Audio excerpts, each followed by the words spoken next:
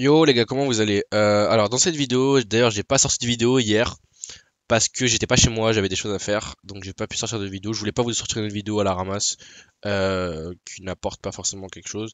Mais bref, dans cette vidéo, je vais vous parler de la pression de la chaîne YouTube parce que ça serait vous mentir de dire qu'il y en a pas. D'autant plus que j'ai conscience que je suis observé parce que c'est logique étant donné que je me mets en public. Tout le monde peut me voir, donc des personnes qui veulent potentiellement apprendre des choses de moi, etc., qui sont là pour me regarder, pour me voir évoluer, et d'autres personnes plutôt malsaines qui me regardent d'un œil un petit peu noir de loin et qui veulent voir si jamais est-ce que j'échoue ou pas. Et comme vous le savez, bon, je suis pas en train de dire que je suis une star, mais comme vous le savez, j'étais sur TikTok à l'ancienne, j'étais sur les réseaux et tout sur Insta, TikTok. Maintenant, j'ai cut, hein. Là, TikTok, je ne pense pas que j'y remettrai les pieds. Si jamais je reposte des vidéos sur TikTok, ça veut dire que j'ai un CM, ça veut dire que j'ai un community manager qui s'en occupe. Moi, les gars, TikTok, je ne peux plus reproduire étant donné que je consomme et quand je consomme, ça fait des explosions. Je ne peux pas consommer ça là. Bref. Si vous me revoyez sur TikTok, c'est que j'ai un CM, les gars. Mais c'est pas pour maintenant, honnêtement, c'est pas pour maintenant. Du coup, bah, je voulais vous parler un peu de cette pression qui est, vous allez voir, c'est une pression qui est quand même sur le papier péjoratif, mais qui est aussi une pression qui m'apporte des choses parce que, comme vous le savez, je suis dans une série de pertes depuis pratiquement 4 mois, donc dans un gros drawdown sur ma propre firme 50 000, donc en phase 2. Là, à l'heure actuelle, là où je tourne cette vidéo, on est le 5 mars. Je ne sais pas si je vais sortir de mon drawdown. Là, ça serait vous mentir de dire que je peux y arriver. Je pense que je vais, enfin, je ne pense rien. Moi, tout ce que je fais, c'est que j'agis sur les marchés et je vois le résultat. Mais même là, j'ai repris des trades au mois de mars et c'est déjà des trades pardon. Donc en fait, ça joue énormément sur mon moral. Ça serait mentir encore une fois de dire que je ne suis pas impacté par les pertes parce que je suis tellement entré dans une série profonde maintenant et d'autant plus que je le montre aux yeux du monde sur YouTube et tout. Euh, Qu'il y a un espèce de cercle vicieux qui s'est créé autour de moi, dans le sens où je le sais, ça je vous l'ai expliqué, mais je le sais, qu'on me regarde, il y a des personnes qui me regardent pour voir si je vais échouer, etc. Et je suis même pas là à leur plaider culpabilité, enfin coupable ou quoi, hein. Honnêtement, c'est quelque chose qui est totalement humain. Et moi-même, je faisais ça à une certaine époque. J'essayais de me comparer, voir un petit peu comment ils faisaient les autres et tout. Et en fait, c'est logique parce que c'est un peu une compétition, on va dire. Même si notre compétition, tout le monde le sait, on dit tout le temps que on ne se compare qu'à soi-même, la personne d'avant et tout. C'est totalement vrai. Mais le cerveau humain, lui, c'est pas ça, les gars. Le cerveau humain, lui, va se comparer avec les personnes autour de lui, des personnes qui ont le même âge que lui. Moi, vous le savez, mais j'étais vendu aussi. Je vous l'ai expliqué la dernière fois, mais j'étais un peu vu comme un prodige à une certaine époque quand j'étais dans un groupe et tout. Un prodige, j'abuse, mais en fait j'ai acquis un niveau d'analyse technique très rapidement. Vraiment, c'était exponentiel mon niveau d'analyse technique. Et il y a eu le moment en fait où je devais accumuler en fait la phase d'accumulation, hein. Quand vous avez une tendance haussière, il y a toujours une phase de correction, les gars, ou une phase d'accumulation, une phase de range. Bah là, je suis dans la pleine phase d'accumulation. Euh, Et donc du coup je voulais vous parler un peu de cette chaîne YouTube là qui sur le papier m'apporte pas mal de choses aussi parce que c'est vrai que le fait de se filmer soi-même, déjà moi ça m'entraîne oralement. Vous voyez que je sais pas si vous le voyez, mais si vous regardez les premières vidéos j'étais beaucoup moins à l'aise. Là je suis déjà un peu plus à l'aise avec avec les caméras tout ça.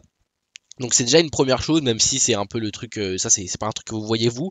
Mais surtout ça me permettra dans quelques mois, quelques années de revoir toutes mes vidéos et de revoir en fait mon processus. Je vous ai déjà fait plein de vidéos les gars, allez les voir, je vous les mets là, je vous les mets là. Mais le processus pour moi c'est le truc le plus, c'est le meilleur truc, c'est pas le résultat, c'est le processus, c'est le fait de, c'est la phase, la traversée du désert en fait. J'ai déjà fait une vidéo sur ça aussi, allez voir, je sais pas ça va s'afficher où, là je crois, ou là. Mais donc ouais, j'ai conscience que je suis vu par des personnes qui veulent pas forcément me voir réussir et je suis pas là à leur dire que bah c'est des enfoirés ou quoi, hein. Enfin loin de là, c'est humain. Encore une fois, je vous ai expliqué qu'on se compare beaucoup, surtout que vu que je suis jeune sur le papier, enfin moi je me considère pas forcément jeune, je me considère limite peut-être un peu en retard, enfin en retard par rapport aux compétences que j'avais déjà il y a un an, parce que c'est vrai que ces compétences là, mon niveau d'analyse technique, il était déjà à son prime, on va dire, il y a ouais, environ 8 mois, un an. Donc vous voyez que là, mon niveau d'analyse technique, il est à son apogée, on va dire. Mais c'est pas ça qui suffit. Mais donc ouais, j'ai conscience de ça et en fait ce que ça provoque chez moi, il y a plusieurs réactions. Déjà la première c'est donc cette phase de drawdown que je suis en train de subir, que je montre aux yeux du monde et je me pose la question de savoir si c'est bien de la montrer parce que en réalité vous le savez, je sais pas si vous l'avez vu, mais mes vidéos maintenant il va y avoir certaines vidéos qui vont apparaître en non répertorié uniquement pour moi parce que c'est des vidéos en fait qui ont une certaine pression extérieure quand par exemple je montre mes résultats etc les gens, c'est souvent les vidéos qui font le plus de vues d'un coup, les gens ils veulent voir mes résultats, ils veulent voir si je fais de l'argent ou pas. Donc en fait c'est vraiment, hein, et je le sais, hein, le monde du business, le monde de la finance, dès que ça parle d'argent, etc., il y a une compétition qui est, comme je dis, malsaine, mais elle est normale, elle existe et elle existera toujours. Je suis pas là, en fait, faut juste s'y adapter. Et moi, j'ai fait le choix personnellement de m'exposer publiquement sur les réseaux sur YouTube notamment. À la base sur YouTube on était 50 abonnés, maintenant on est 1400 là bientôt.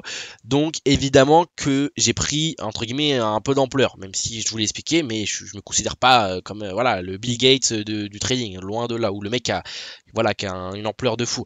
Rien à voir. Mais c'est vrai que je me rends compte du coup que ma phase de drawdown, et c'est peut-être une question que je suis en train de me poser, est-ce qu'elle est peut-être pas aussi due à ça, à cette espèce de pression que j'ai, une pression extérieure de me dire que bah les gens, je sais très bien que je suis observé positivement, des personnes qui veulent vraiment me voir réussir et d'autres négativement, ok, des personnes qui veulent me voir pas forcément échouer, mais qui sont là en mode ah lui il a raté sa propre firme, ah moi je me sens mieux, tu vois.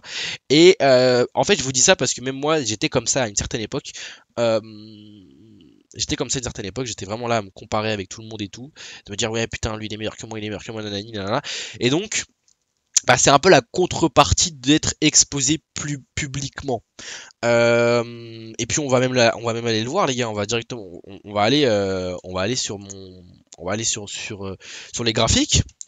Et là, je vous montre par exemple, ça n'a pas d'intérêt pour vous, mais je vais vous montrer si vous voulez des stop loss que j'ai pris et le trade que je n'ai pas pris qui au final a take profit. Donc en fait, ce que je suis en train de vous dire, je suis pas en train de me victimiser. Attendez, parce que là le trade, je l'avais mis. Voilà, c'était là. Et j'avais placé mon stop loss sous là. Et j'avais target ce niveau-là. Donc ça, c'est le trade hier que j'ai pris, que je n'ai pas pris et qui au final qui a take profit. Et ça, à l'inverse, c'est le trade que j'ai pris. Qui était un trade inverse sur OD4 et finalement qui a stop loss. Et en fait, je suis pas du tout là en train de. Parce que là, de toute façon, je sais très bien qu'il y en a qui vont se réjouir de ma perte, tout ça, c'est logique. Mais ce que je veux vraiment vous dire, les gars, c'est que je me pose une question réellement, c'est est-ce que je ne suis pas impacté par les pertes et vous pouvez me croire ou non, mais je sens honnêtement. Mais donc du coup les gars je vous disais je sens et c'est pas une excuse hein, même si il y a des trades que j'ai pris qui sont mauvais, j'anticipe trop, je suis trop agressif, des stop loss trop bas etc. Je vous en ai déjà parlé de toute façon, me refaites pas le speech en commentaire de m'expliquer mes stop loss, je les ai vus les gars. Enfin c'est gentil hein, honnêtement c'est gentil pour vous, merci de faire ça mais je connais mes erreurs maintenant, j'ai identifié la plupart de mes erreurs, je vais y remédier, je vais y travailler mais c'est vrai que je sens que je trade vraiment depuis que je suis en drawdown. Souvent, on dit que quand on est en drawdown, au final, on accepte plus les pertes. Moi, là, de plus en plus, parce que là, je m'enfonce de plus en plus dans mon drawdown.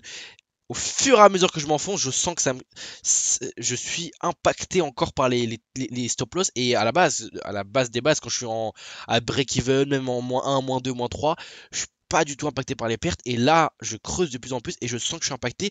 Donc ça joue dans mon trading, ça joue dans ma manière d'analyser les graphiques, ça joue dans tout ça. En fait, mon niveau d'analyse technique, ça se joue à des détails près. Ma manière de mettre mes stop loss, ma manière de me positionner, ma manière de gérer mon drawdown. En fait, tout le trading en soi. Et je me rends compte en fait que ça joue énormément et que c'est un grand cercle vicieux au final parce que plus je fais des pertes, plus je suis impacté dessus et plus mon trading est mauvais et plus je le montre aux yeux du monde donc sur ma chaîne YouTube et plus je sais qu'il y a des gens qui vont regarder ça dans les malsains et donc qui vont s'en réjouir et donc plus j'ai envie de remonter les pertes. Bref les gars c'est un cercle vicieux et je vous avoue que je suis vraiment dans ce cercle vicieux ici mais voilà c'est un peu la partie négative que je voulais vous en parler. Maintenant, il y a une partie qui est quand même positive. Et la partie qui est positive, c'est une partie que je recommanderais à tout le monde. Ça serait de vraiment s'exposer, pas forcément sur les réseaux, enfin, se filmer du moins, garder ça pour soi ou alors le montrer au public, enfin, le montrer aux gens.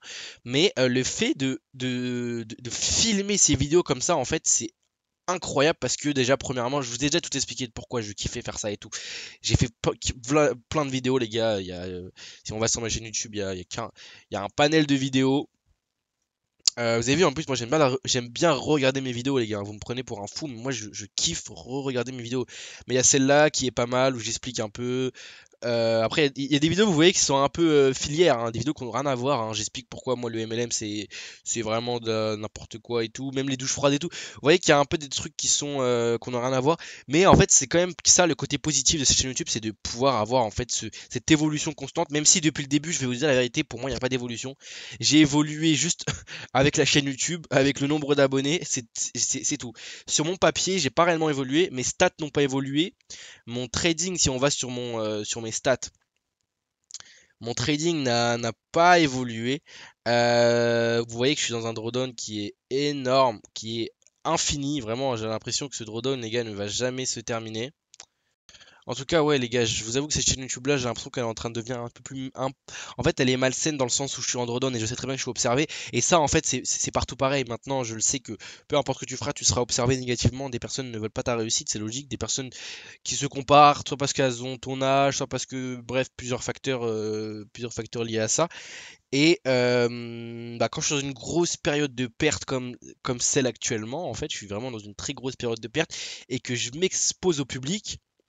Bah, c'est logique que les gens s'en réjouissent ou alors se disent oh, il est nul à chier et tout, c'est totalement logique. Et en fait, c'est un bon exercice justement pour ça parce que en plus d'être en drawdown, donc déjà c'est dur mentalement, je vous avoue que c'est éprouvant pour moi, hein, je vais pas mentir et dire que ça je m'amuse là actuellement, je m'amuse absolument pas. Bah, je dois aussi gérer cet aspect extérieur et en fait, ça me fait deux trucs à gérer donc en fait, c'est encore plus un bon exercice et je sais que si jamais je survis à ce drawdown, je serai pas inarrêtable parce que il y aura toujours des stop loss, il y aura toujours des périodes de drawdown, ça fait partie du trading, ça fait partie de sa stratégie, mais je sais très bien que j'en sortirai deux fois plus vainqueur, on va dire. Voilà, c'est un peu la phrase que je voulais dire. Donc c'est un peu le côté positif de cette chaîne qui, sur le papier, sur le moment, n'est pas du tout positif. En fait, c'est un côté positif que quand j'aurai atteint mon objectif. Là, pour le moment, non, c'est pas positif de voir, enfin, pas positif, de savoir. De toute façon, je le savais déjà dès le début, hein, mais c'est vrai que maintenant j'ai pris un petit peu plus d'ampleur et tout. Les gens m'ont contacté sur mon compte Instagram, alors que j'en avais pas parlé une fois. J'avais mis une story sur mon compte Instagram et j'avais même pas dit le nom de ma chaîne YouTube. Donc des gens qui étaient sur mon Instagram ont réussi à me retrouver et tout, et c'est des personnes qui peut-être me veulent me voir réussir, même si en vrai ça m'est égal, qu'ils veulent me voir réussir ou non. De manière, je dois pas être impacté par ça et j'avoue que bah ça me fait un bon exercice tout de même. En tout cas, voilà tout ce que je voulais vous dire, les gars. Et puis prenez soin de vous. Nous, on se dit à demain. Salut.